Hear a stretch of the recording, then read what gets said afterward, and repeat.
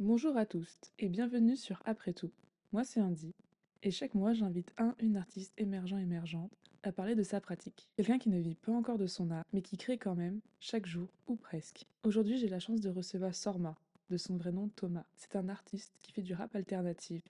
Il écrit, compose, interprète tout lui-même. Un univers sombre, poétique, hyper personnel. Moi, je l'ai découvert par hasard, via un appel en story où il cherchait des motion designers. Puis, j'ai commencé à plonger dans ce qu'il crée et je me suis rendu compte qu'il y avait une véritable profondeur intérieure qu'on ne retrouvait pas souvent. Ce que vous allez entendre aujourd'hui, c'est l'histoire d'un mec plutôt discret dans la vie, mais dont les morceaux sont d'une intimité déconcertante. Et vous allez aussi rencontrer Miro, son alter ego, encore en construction, dont on va essayer de comprendre ensemble qui il est vraiment. Salut Thomas, ça va? Ça va, ça va, ça va. Attends, toi, est-ce que ton micro... Je sais pas si Ouais, non, si, c'est bon. c'est bon. Ouais, parce qu'à chaque fois, les wireframes, elles s'entendent pas beaucoup. Il faut que je le mette devant ma bouche. Oui, c'est Ok. ton micro, tu sais le gérer. Ouais. Parce que, encore une fois, je vole le matériel des invités. Ça me régale. Alors déjà, Thomas, t'es qui? Présente-toi. Qui est Thomas? Waouh. Ça, c'était la question que je redoutais terriblement. C'est terrible. Bah moi, je m'appelle Thomas Sorma sur les réseaux. Euh, je suis artiste, auteur, compositeur, interprète. Euh, mais euh, mais en gros, ce que j'aime, c'est faire de l'art. Et pour l'instant, je fais de la musique. Bah, en vrai, c'est déjà pas mal comme présentation. Mais toi, t'as fait quoi comme études? Tu viens d'où? Est-ce que dans ta famille, ça fait de l'art? Dans ma famille, ça fait pas beaucoup d'art. Ouais. Je viens un peu d'un petit village perdu où, où, du coup, j'avais toujours eu un peu envie de faire de la musique parce que ça a toujours été un peu, même si on n'en fait pas, ça a toujours été dans mon éducation, on va dire. Ma mère écoute beaucoup de musique et j'ai toujours grandi avec ça, on va dire. Donc du coup, voilà, je me suis dit, let's go. Ok. Du coup, comme tu disais, ta mère écoute beaucoup de musique. Est-ce que ça vient uniquement de là ou est-ce que tu as eu des révélations? Enfin, à quel moment tu t'es dit, ah mon Dieu, je veux faire de la musique? J'ai eu une révélation dans ma vie qui est un peu bizarre, mais en gros, quand j'étais tout jeune, je suis allé voir Muse au Stade de France. J'avais genre 6 ans ou 7 ans. Oh waouh! Et ouais, et j'étais tout petit. Et en fait, quand je suis rentré, je connaissais pas du tout même ce qu'était un stade, etc. Et j'ai eu un big vertige en rentrant où j'étais en mode c'est énorme. Et le concert était monstrueux. Genre, il y avait de la scéno, il y avait du feu, il y avait un robot géant, c'était une folie. Bah en plus, Et à 6 ans, tu t'en souviens bien. ouais, vraiment, c'est genre le truc, j'étais en mode ça n'a aucun sens parce que j'avais plus l'habitude des petits concerts qui Ouais. sont assez classiques. Et en fait, de voir qu'on pouvait vraiment créer toute une scéno, faire plein de choses, c'était incroyable, quoi. Et du coup, ça a été un peu le déclic de Ok. on y Et va. après, t'as vu d'autres concerts avec tes parents, enfin ta mère, entre autres? Ouais, ouais, Ouais. en vrai, on a vu pas mal de concerts, même d'opéra, de trucs comme ça. J'ai eu la chance, entre guillemets, d'avoir du coup, une mère qui est très... Alors, elle fait pas de musique, mais elle adore ça et elle a une sensibilité extrême là-dedans qu'elle nous a transmis. Et du coup, elle m'a toujours un peu transmis ce truc, bah, même de sensibilité à l'art, de tout ça. Donc ouais, on allait pas mal, pardon, voir d'expos, d'opéra, de plein de choses, de concerts. Mais c'est super. Enfin, C'est là, c'est incroyable. vraiment une chance, je pense, qui est enfin, incroyable d'avoir des parents qui sensibilisent autant Ah, à mais l'art aussi jeune. c'est le plus gros privilège de ma vie, je pense, vraiment. Là-dessus, je suis chanceux. Et même quand j'ai derrière voulu faire la musique, du coup, j'ai pas eu par ma mère le truc de bah, c'est pas possible, machin truc. Elle m'a Oui, toujours poussé à faire. Et maintenant, oui. j'ai énormément de chance. Parce que toi, du coup, t'as pas de diplôme, enfin, t'as ton bac. J'ai à peu près mon bac. Comment ça, à peu près? J'ai un bac un peu spécial, il n'y en a pas beaucoup en France. C'est un BTMM, c'est un brevet de technicien des métiers de la musique. Donc c'est un Ok. bac technologique techniquement. Bah, Mais ça reste un bac. ça reste un bac Un officiellement. bac technologique de musique. Ouais, c'est ça. Mais c'est incroyable, je savais même pas que ça existait, tu vois. Genre, je trouve ça hyper important pour... Ouais. parce que c'est pas l'orientation scolaire qui va te dire d'aller faire ça. Non, non, Mais c'était dans ta ville ou t'es allé en internat dans une autre ville? c'était dans ma ville et Ok. j'ai redoublé ma seconde. Et du coup, je me suis dit, quitte à redoubler, vas-y, on va faire de la musique, ce sera plus drôle. Ouais, non, après, le lycée, c'est quand même une sacrée transition. Il y a plein de gens qui se sont perdus. Le système scolaire n'est pas forcément adapté à tout le monde. Donc, c'est C'est normal que. Enfin, ça sert c'est assez à catastrophique. discuter des parcours. C'est pour ça que c'est trop intéressant, je trouve. Ouais, ouais. Pourquoi Sorma?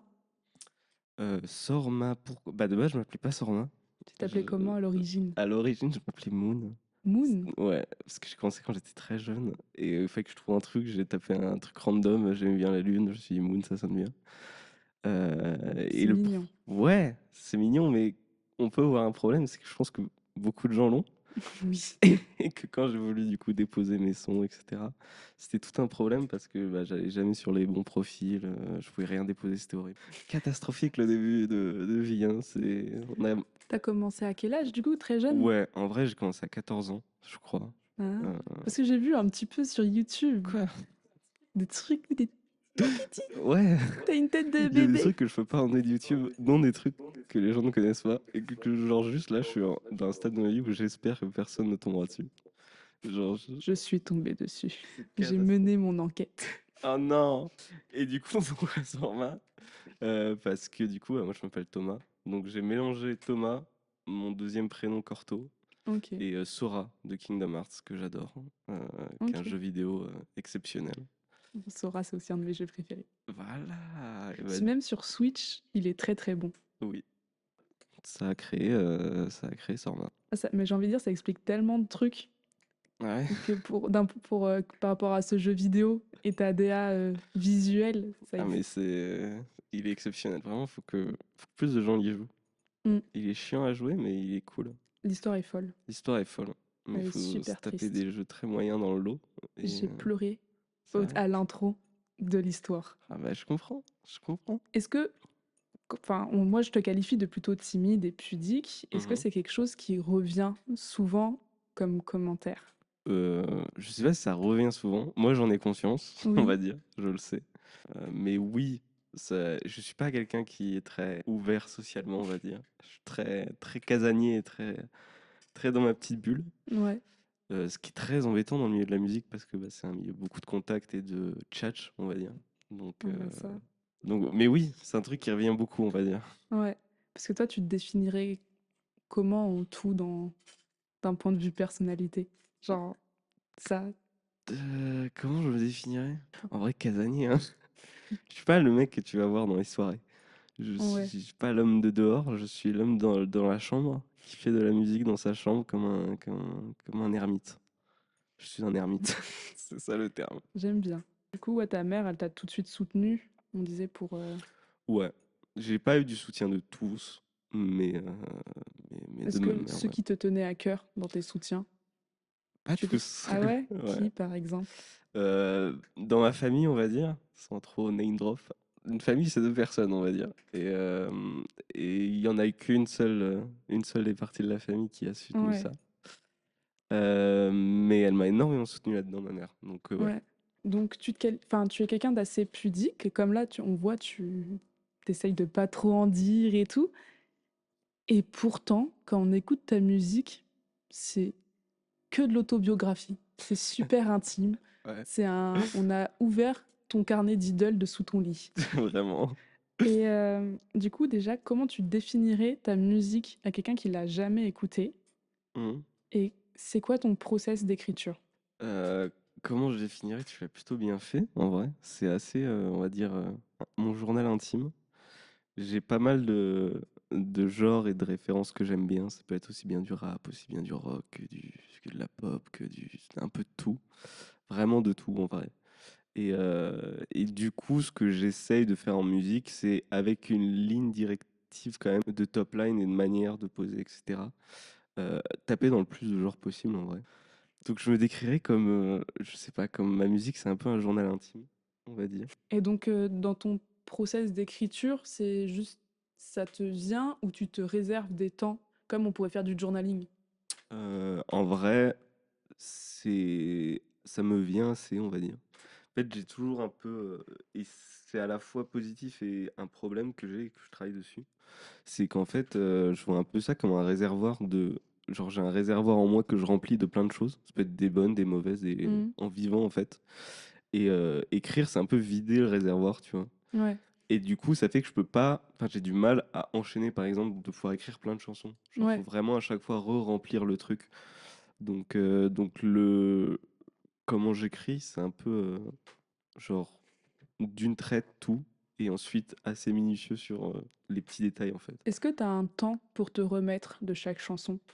Non, Non? non, Ouais.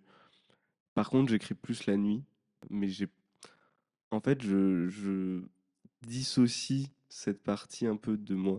Et en fait, du coup, quand je fais tout ça, bah, j'ai pas de temps où c'est intense pour moi, en fait. Ouais, c'est Sorma qui écrit C'est et toi ailleurs. après Thomas, il Ouais, va c'est faire beau. sa vie. Tu vois, c'est pas un truc que je pourrais dire aux gens, mais vu que c'est écrit et que c'est tourné un peu joli, je le vis mieux Ouais. de l'écrire. Mais t'arrives à communiquer avec tes proches? Ou c'est aussi quelque chose qui est compliqué? Non. Non, en fait, je n'y arrive pas. Et c'est pas que je n'y arrive pas, c'est que je ne trouve premier degré pas les mots. Parce que il y a quand même ton dernier son, c'est Je sais pas dire je t'aime. Oui, Et du coup, gros mot. ouais, bah oui, on est là pour ça. Et tu manifesté au fait aussi sur TikTok que t'avais eu du mal à le Ouais. sortir ce son. Mm. Parce que c'était. Enfin, est-ce que déjà tu as ce rapport à tous les sons du mal? Pourquoi ce son en particulier? Pourquoi ce son? Parce qu'il était très différent de ce que je faisais. Dans l'inspi, et il était plus, même presque indie rock, en fait, sur Ouais, la fin. Et j'avais peur que du coup je sois catégorisé comme étant un artiste indie rock par exemple. Parce que là où quand tu es très connu, ce qui est dur c'est d'avoir une cohérence, et chaque nouveau projet tu peux l'emmener quelque part d'autre, mais tu as quand même une ligne directrice de ce que tu es. Quand tu n'es pas connu, chaque nouveau morceau c'est possiblement ce qui va te faire dans l'imaginaire collectif exister. Je trouve ça plus dur ok. de... De s'éloigner Ouais. de. En fait, dès que je sors une musique, du coup, je me dis à tout moment, ça se trouve, c'est la musique qui va faire que dans la tête des gens, je serai ce genre d'artiste. Et du coup, ça a été assez dur de la sortir. Hmm. Ouais, est-ce que tu penses que du coup les artistes ils ont une forme de prison de genre? Pense, ouais. En fait, encore une fois, à long terme, et quand t'es célèbre, je pense moins. Dans le Ouais, sens où c'est pas rare de voir des artistes switch totalement au milieu de carrière et faire autre chose. Mais parce qu'il y a cet imaginaire, et ce qu'ils sont est déjà défini dans la tête des gens. Quand tu es émergent, je pense que ça peut être une prison. Parce que si demain tu fais un son en sortant un peu de ta zone de confort, j'en sais rien, tu vas te faire du reggae d'un coup.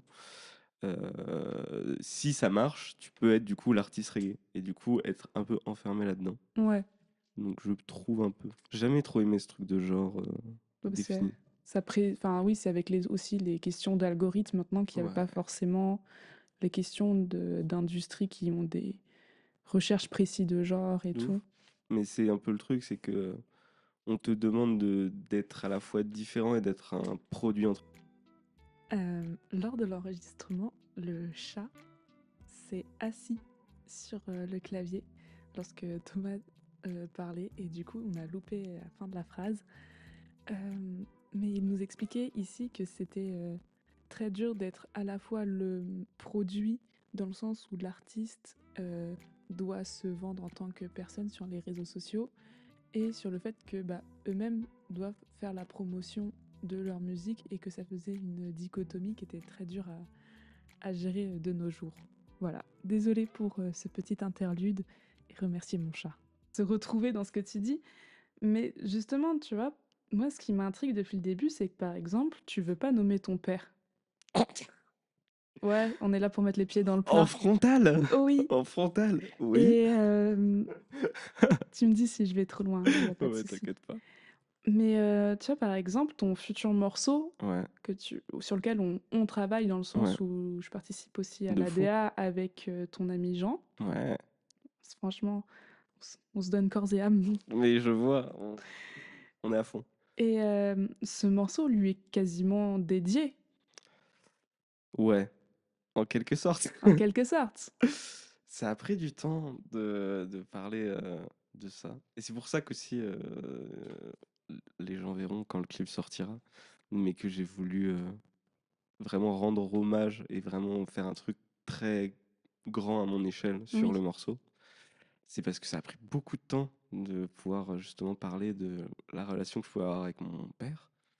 Mais qui est une relation difficile, mais comme je pense beaucoup, surtout de garçons, hélas, oui. c'est toujours des relations tumultueuses. Je sais plus ce qu'était la question. Non, je disais que c'était juste intriguant et c'était surtout pour introduire du coup au prochain morceau où tu as créé Miro. Ouais. Et du coup, qui est Miro? Est-ce que tu peux me présenter Miro? Miro, ça vient d'un dessin que j'ai fait quand j'avais, genre il y a 3 ans, 4 ans. Un dessin random que j'ai fait dans mon cahier, je savais pas trop quoi en faire. Juste, j'ai griffonné un truc. Et au fur et à mesure, en fait, je l'ai un peu mis partout, sans trop savoir honnêtement pourquoi. Sur mes pochettes, il était en bas à droite ou à gauche.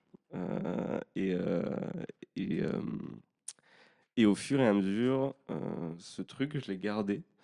Et justement, en faisant la chanson que j'ai fait, qui était très intime, machin truc, je me suis dit, ok, il faut qu'on ait quelque chose de fort. Il faut qu'il y ait vraiment, je voulais vraiment créer un personnage avec une histoire qui reviendrait, qui regrouperait les choses. Et, euh, et du coup, ça a été un peu genre obvious pour moi de me dire, ok, on va reprendre ce petit personnage, en plus que j'ai décidé de manière très candide et très, j'avais envie de Mmh. dessiner, pour en faire, en vrai, pour en faire un peu moi. Disons que c'est un peu, Miro, c'est Thomas, sans être totalement Thomas. Mais c'est ce qui se rapprochera le plus de Thomas. Et du coup, c'est quoi la différence entre Thomas et Sorma? Enfin, pas entre Thomas, Sorma et Miro dans tout ça. Je dirais que Sorma, c'est la personne un peu publique. Ouais, Et c'est. Sorma, il est malléable dans le sens où c'est un nom, mais je peux en faire ce que je veux. C'est-à-dire que si demain j'ai envie de m'habiller de manière purement punk et de faire du punk, bah Sorma, ça deviendra un punk. ouais. Sorma est très malléable. Euh, Miro va être plus caché, on va dire. Et c'est pour ça que d'ailleurs j'aimais bien le fait qu'il soit en animation, parce qu'il n'est pas vraiment dans le monde dans lequel on vit Ouais. là. Et c'est un peu la personnification de Thomas. Et Thomas, c'est ce que je suis, et qui, je pense, n'existera jamais trop en musique, OK. et nulle part en fait. Ce qui est tragique, mais Non, mais ça forme de reste poésie. aussi intéressant pour protéger son fort intérieur. Ouais, je crois que j'ai besoin de ça. Est-ce que du coup, tu dirais que l'existence de Miro, elle est nécessaire? Je pense, ouais. Ouais, Pour pour toi en tout cas. moi, ouais. En fait, elle est très pratique pour moi.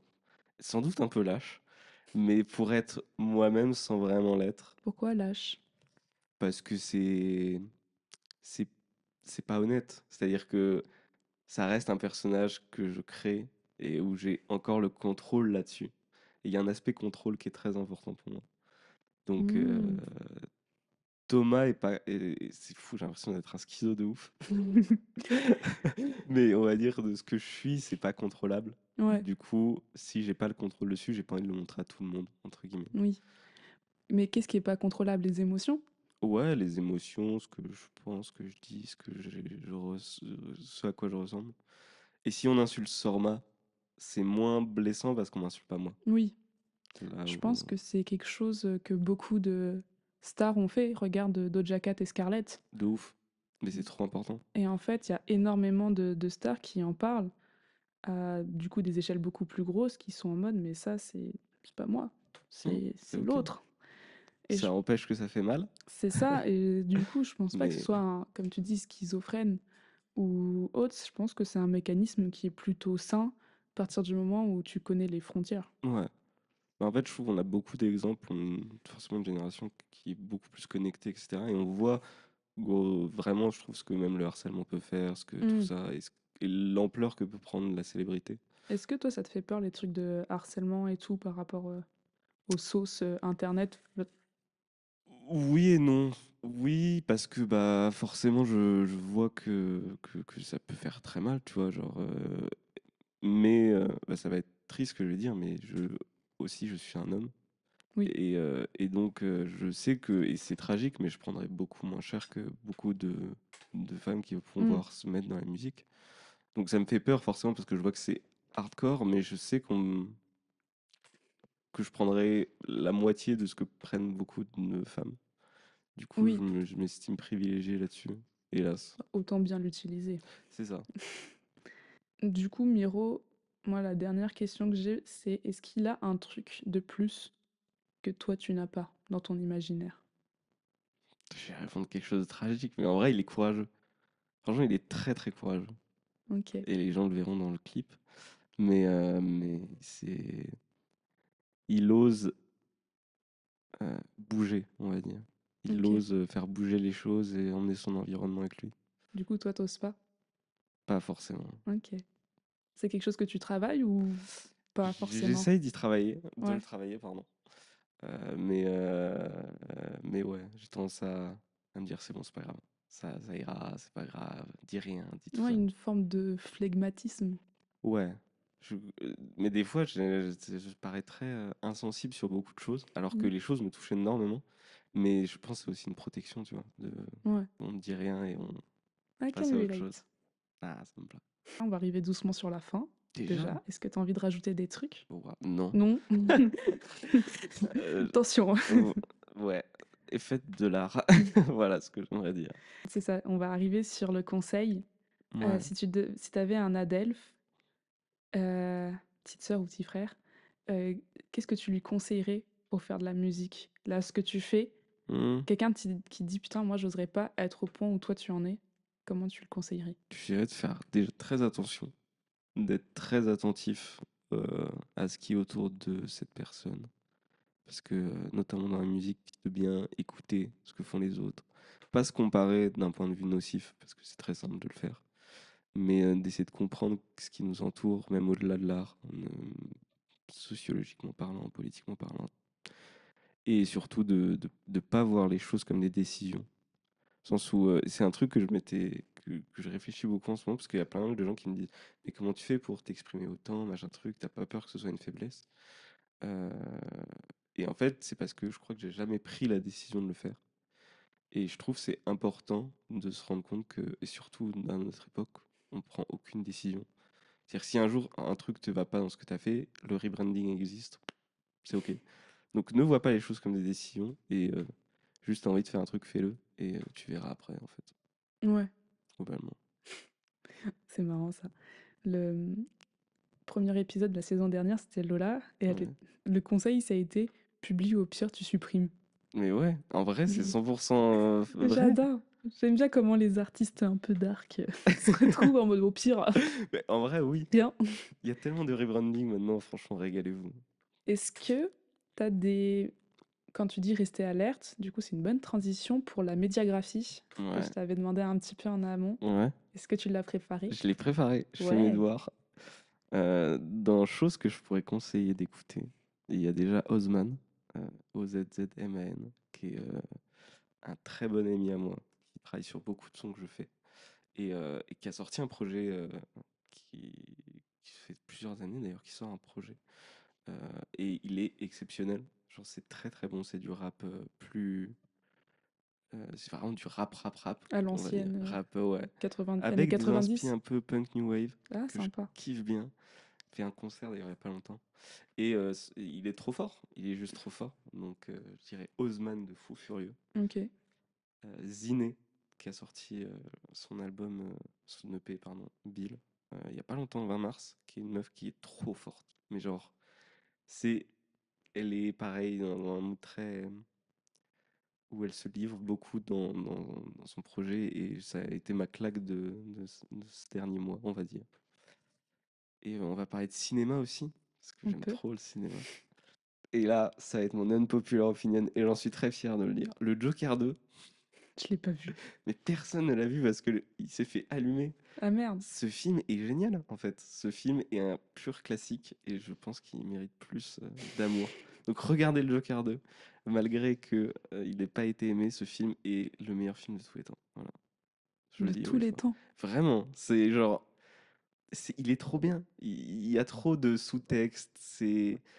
Mais faut pas attendre une comédie musicale et faut pas attendre un film de super-héros. Faut attendre autre chose. Bah, comme le Joker, hein.